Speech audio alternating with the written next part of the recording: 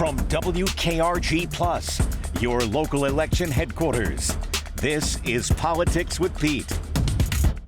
Welcome in, everyone, as we welcome our mayor-elect in the city of Mobile, Spiro Cheriogotis, for a little conversation here as he gets ready to take office after what was a very interesting and long and I'm sure grueling, Spiro, campaign. Maybe let's go back and talk about that first. Yeah. What was, looking back on it now, what was that experience like? You know, campaigns are, you don't know what they're like until you go through one, and this was my second, but it was the first time I was knocking doors, going door to door in July and August. I don't recommend that. It was definitely test your will, but it was a great experience. You know, campaigns, you get to meet so many people that care about their community and want to be a part of helping and moving it forward. So campaigns are a joy. I will say, you know, I'm glad that one's done and I survived it without a heat stroke.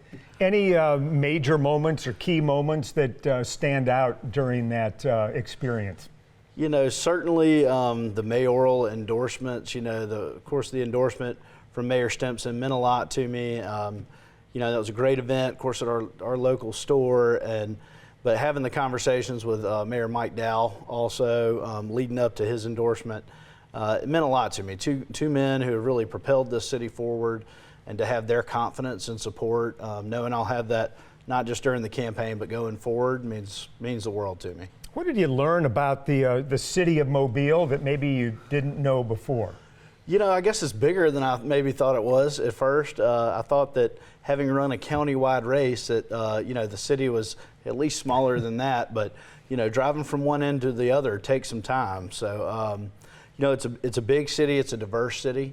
Our neighborhoods are diverse, the people are diverse, you know, views, political, religious beliefs are diverse, and I think that's one of our strengths, really. You know, the diversity of our people, the ideas, and, you know, I look forward to getting everybody on the same page and moving this city forward. And what do you think you learned maybe about yourself going through something like that, and how might that change how you approach the job?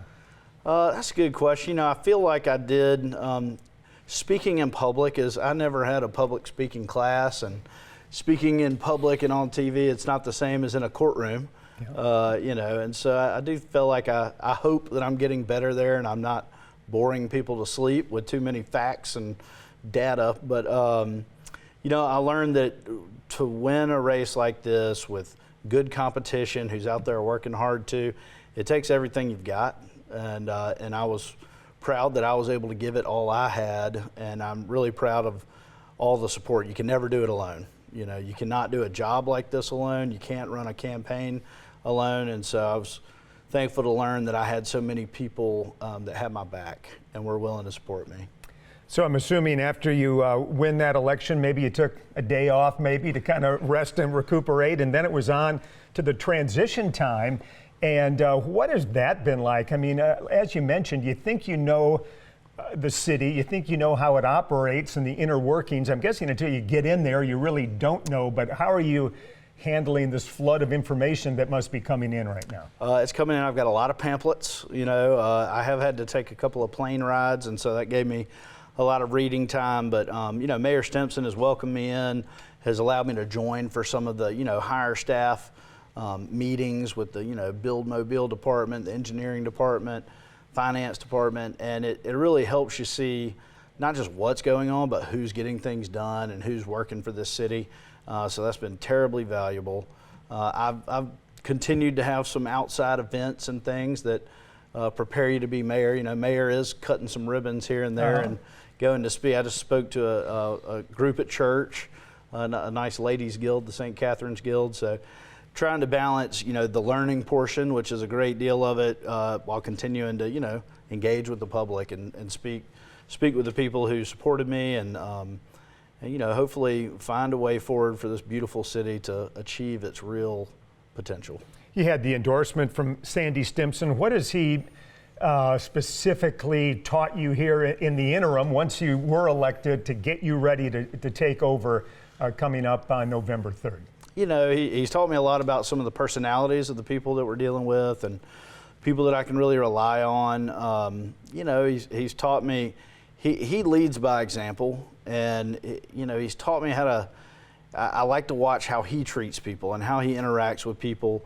And you know, one thing that we kind of forget about outside of the city is Mobile's impact in the greater, you know, around the state. You know, Mayor Stimson brought me along to a recent Big Ten mayors meeting with the 10 large, you know, mayors from the 10 largest cities that represent almost 3/4 of the state's population. And he really spearheaded that effort and got that, made that a thing. And seeing how he interacted with those mayors too was very interesting, and what a leadership role he had there. And so, you know, he's leading by example. I'm learning from his example, and hope that I can replicate some of the success that he had. Yeah, probably a lot to learn from those other mayors as well, if you had a chance to interact with them some. We did, and I think I already got a new assignment for a mental health team with a fellow Greek who got elected up in Hoover, Nick Durzis. So, you know, we've got a lot of issues that affect not just the cities, but the state as a whole. And, you know, the mayors need to be leaders in those conversations. A lot of times when there's something that's failing or not quite working, the mayors are bearing the burden of that. And so it's great to have communications with those other mayors, but also work with them to find paths forward. As a mayor, you will set the vision for the city and be a leader for the city, but when it comes down to making the decisions, that's up to the city council. Have you met with all 7? And I guess we've got one seat. We're not 100% sure who that representative will be, but have you met with all the council members yet, and what have you taken from that experience? I have. You know, I've, of course, met with many of them before being elected. I believe I've met with every one of them since then as well. You know, I think they all see the progress that Mobile has been gaining over these last few years. I think they're working together as a group as good as they ever have before. You know, what I take from it is excitement that, you know, while we might have different positions and we might disagree here and there, we can do that pleasantly, productively, you know, without name calling or finger pointing. And then I believe that we're going to be able to find agreements that truly move this city forward, hopefully in a way that can never be reversed. Yeah, maybe the most important skill that a mayor has is being a consensus builder. Would you agree with that? Totally. You know, in the end, I can want all manner of things to happen, but if I can't find 5 council members to agree with me, it's not going to happen. And so, you know, I like the idea of you ever take any personality tests? They told me I was a conductor. What you're going to do in life and that kind of stuff, what kind of personality you have. And, you know, being a conductor kind of means getting all the pieces to work together in the right way. And of course, you know, the mayor does handle the business, the daily business of the city, but the direction has to be agreed upon by the larger group. And so I look forward to working with the council. I think that they have great ideas that I want to help them accomplish, and I hope they'll want to help me accomplish some of mine. Have you met with department heads, for example, and let's include the police chief and the fire chief? You know, I have. I haven't had a specific meeting with the police chief just yet, trying to get him on the schedule, but you know, Chief Jackson and I have known each other for many years. Chief Glisson, I've spent some good time with. I am actually meeting with him later today. All the department heads, I'm trying to work my way down. I want to meet with everybody. I want to meet with every employee of this city, let them know that I'm here for them. You know, I want to help them do the best job they can. There are a lot of people that work for the city, and you know, with those outside duties of getting out and speaking, I'm speaking at a conference in just a minute, trying to balance that with all those meetings. It's a goal I'll have set. I don't know that I'll get to everyone before November 3rd, but shortly thereafter. How about your, we'll call it your administration or your cabinet, so to speak? Will you carry over most of the Stimson folks, or how are you approaching that decision? You know, I've compared it to, like, if I were to go, I am a businessman, a small businessman. If I were to go in and buy a successful business, I wouldn't immediately go in and throw all the people out. And that's certainly not what I intend to do with Mobile. There'll be some changes. You know, there's org charts. I don't know how much you've looked at those, but I've looked at them a lot lately. You know, there might be some reorganization, trying to get people working together where it makes sense. So, you know, we'll have some changes, and we'll announce those probably shortly after we take office. But for the most part, you know, I think the city's on the right path, and I just want to help it continue. You know, you look at the election that we just had and some of the numbers, and as it broke down racially, it was pretty divided. I mean, I think all but a handful of the precincts went with the racial majority in that district, and the others were just a handful of votes.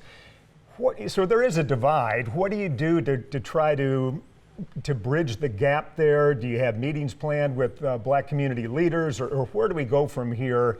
Because it was a stark contrast during the election. You know, and I don't think that's very unusual. You know, sometimes those racial lines look also like party lines, and I strove for this not to be a partisan race. I want to be everybody's mayor. And so, yes, absolutely, continued to have conversations with leaders from every community. You know, I went to a Diwali festival last Friday, but, you know, continuing to have those conversations. One of my favorite things that I've done, I don't like mixing politics and religion, but I went and visited a lot of churches, and I love seeing how different people worship the Lord and spend time together and fellowship together. So that's something I'll continue, you know, without platforming or campaigning, just to be with everybody. I think that's important, but certainly continue to have those conversations. I'm hopeful that just because they didn't vote for me didn't mean they had something against me. Right. And I'm thankful that Ms. Drummond committed to, and I think ran a clean campaign, and I strive to do that too. So I really appreciated the tone of this race. It was more about substance and goals, and not, you know, they're bad, so choose me. And was that surprising? I mean, I guess when you look back on it, the odds are against having a race like that was, you know, really clean, as you said. You know, I thought it was. I don't know if it surprised me. I hope that our country may take a path towards that direction. I think people are tired of choosing one person because the other person is worse. I sure don't like that kind of campaign, and so it was something I committed to early on. I'm thankful that the other candidates generally stuck to that too, because a lot of these, you know, look, I still am going to want to work with Barbara Drummond in her role as legislature and in the legislature, and Connie Hudson on a role in the county commission. So I'm thankful that we kept it about the issues and not, you know, personal attacks. Yeah. All right, so you enter into office, and, you know, presidents who always talk about first 100 days and that kind of thing. Do you have anything on a list that I'm going to get in there, I want to hit it running on this particular issue or another? I certainly do, and, you know, we've talked about these issues, but public safety is always paramount. So meeting with Chief Jackson and leadership and finding ways that we can invigorate some of our focus areas. I've talked about gun violence a lot. I want to make sure that we are doing everything we can to stem gun violence, and frankly, to look at individuals who are committed to, you know, taking those actions. Public transportation is something I spoke a lot about. I love trolleys, and I think people will use them, and I think they will help not just tourism, but getting people to work. So I want to meet with VIA and make sure that they can incorporate my vision into their plans. I believe they can. You know, a lot of things. Downtown continues to thrive, continuing the economic development. I think we're on the cusp of maybe some good announcements in that area. Getting Brooklyn by the Bay moving forward to get it open.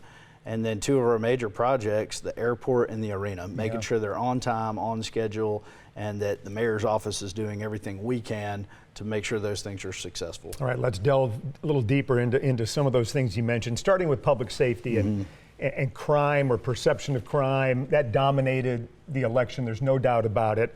How do you proceed now in implementing some of the things that were talked about during the campaign?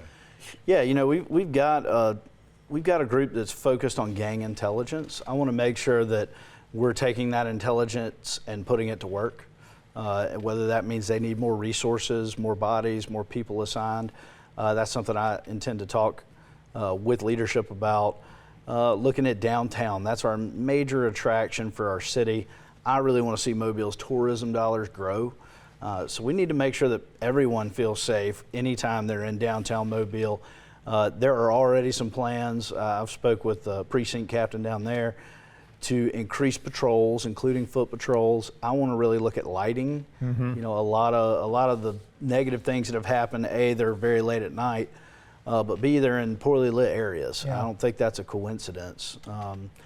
Another thing that we need to do, sadly, we had a few events at some of our public spaces, shooting events at our public spaces. I want to make sure that we have a camera system that is unified, that is accessible by the police department, you know, probably run through public safety in our Gulf Coast Technology Center. we need to make sure that's a unified system that we can use, whether something's at a park or just on one of our major roadways. And stays functioning. That seems to be an issue, as well, that the cameras go down, they don't get repaired or replaced quickly enough. Technology breaks. We do live in a very humid, sometimes salt air society, and so that makes those things difficult, but we got to make sure we stay on top of it and those things are operating as we need them to. All right, let's talk about some of the other things that you mentioned, and one would be the bridge, which of course has been a big issue for decades. And a lot of people are, I think, looking for a face of this issue, and they don't see it from our Washington delegation, who might be in conflict with what the Republicans want to do with infrastructure. Are you willing to be that guy to stand up and be the face of the fight to get this bridge built after almost 30 years of talking about it? Absolutely. Maybe we can find a better face, but I met with Senator Tuberville last week, and we spoke extensively about the bridge. He sees it as the crucial, critical piece of our infrastructure that we have to get done. So maybe he'll be the face, and I'm happy to support him. But I'm willing to beat the drum and go to Washington and let them know, look, this is not just economically necessary for our port, for the people traveling to our city to work. It's a national security issue. A lot of America's military assets are along the Gulf Coast and into Texas, and this is the choke point. I spoke to someone not long ago that was involved when SpaceX was bringing their rocket from out west across I-10 down to Florida. This was their main choke point and the place where they had the most problems. We need to get this issue fixed for the safety of our country, but certainly for the safety of our economy. Yeah, impacts more than Mobile and Baldwin counties, that's for sure. For sure. All right, we're going to take a short break, and when we come back, we'll talk more with our mayor-elect about what's going to happen here in the first few weeks or maybe months of his administration. So we'll be right back. Welcome back, everyone. Peter Albrecht alongside Spiro Cheriogotis, mayor-elect of the city of Mobile. Looking forward to his inauguration coming up on November 3rd. Talking about some of the big issues facing the city that we talked about during the campaign. And now as mayor-elect, I'm assuming you kind of view things a little bit differently because now it's in your control to a certain degree. We just talked about the bridge before going to break. Let's talk about some of our other big projects going on in the city, starting with the Civic Center. How, as mayor, do you make sure this thing, one, stays on time so it doesn't bleed into a second Mardi Gras, which is kind of the third rail of things around here, and also how do you keep it on budget? We're focused on Mardi Gras, and the year that we're scheduled to be open is like the earliest Mardi Gras in 30 years, just as it happens. I think constant attention. One thing I know that we've done, is Airbus has just opened their most recent final assembly line. Hopefully it's not their last. There were weekly meetings to ensure that the contractors had what they needed from the city, whether it be permits or certificates of occupancy. Those weekly meetings that, they don't take a lot of time, but just to make sure everyone's on the same page. I think that's something we need to start doing with the arena. They've had fairly regular meetings already. But that's how you keep a close eye on not just progress, but the budget. So far, so good. Really excited. I've been up in the mayor's office. You can see the construction happening right out there. It's really taking shape. It's really getting me excited. But really, it's just paying attention. And this is a transformative project. It needs not just my attention, but many people in the Build Mobile and engineering departments. And so make sure we have everybody on the same page. Keep an eye on the prize. You ready to drop the puck at the first hockey game? Absolutely, yeah. I wonder if I have to be on skates for that. I don't think they put a little carpet out. You're going to walk out. It's been a while since I put ice skates on. All right, well, that's coming up too. You excited about that? And some of the concerts we might be getting that we've missed, over the years not having a facility that was up to date. I think it's been so long since we've had a facility that attracted those kind of acts that people kind of forgot that Mobile can be a real destination place for top tier acts. I'm excited about having any sports team. I love sports, but hockey especially. I mean, hockey is so fun.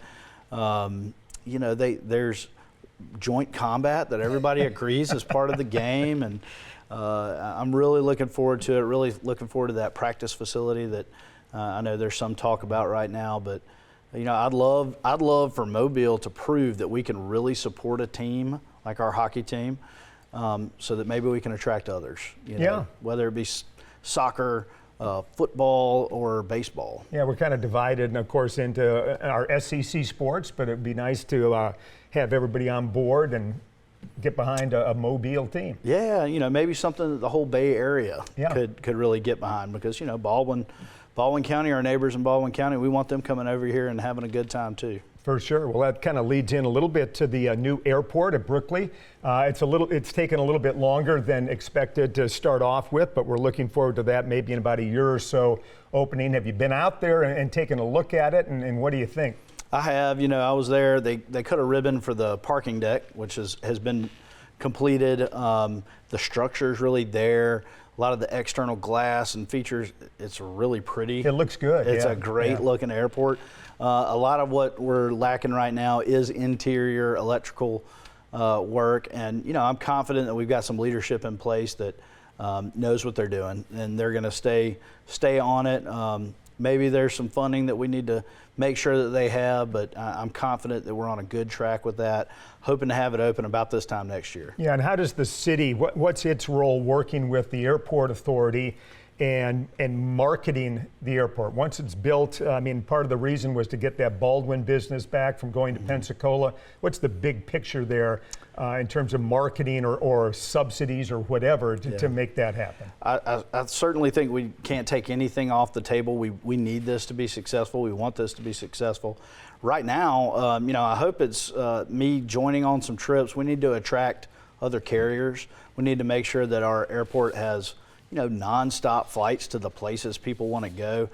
If we're going to be South Alabama's airport, we've got to make sure we're providing the flights at the price that everyone will want to use. So it's really a support role, and I'm happy to support in any way that I can.